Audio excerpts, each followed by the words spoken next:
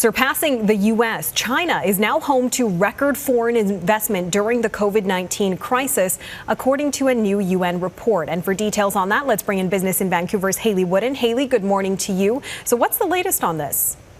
Well, we know last year China's economy attracted $163 billion in foreign direct investment. That is more than 20% above the FDI attracted by the United States, making China the largest recipient of FDI in the world, typically a spot held by the U.S. economy. Now, according to the United Nations, FDI down significantly last year because of the COVID-19 pandemic, but different economies were affected differently. So where the U.S. saw its foreign direct investment cut in half from 2019 to 2020, China actually saw a 14% increase, in large part, I should say, because its economy was able to restart and reopen last year, whereas the U.S. is still very much in the throes of the pandemic. Interesting. Okay, let's talk about how the pandemic continues to force business closures. This time, a global chocolate giant has announced a significant shutdown. What can you tell us about that?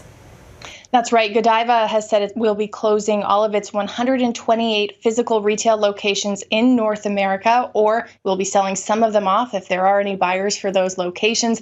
It's because of the company's impact, or the impact it's experienced as a result of COVID-19. 11 of those stores that will be closing or will be sold off are in Canada, 2 of which happen to be in Vancouver. Now, any chocolate lovers who love Godiva, don't be too worried. The company's chocolates will still be sold through other retailers, but it's a very good example of how retailers are really having to rethink their retail strategies as a result of the pandemic. Just 2 years ago, the company was planning on opening 400 cafes in North America, and now it's pivoting away entirely from any kind of retail strategy in Canada and the U.S.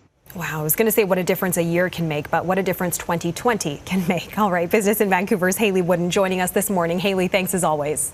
Thanks, me too.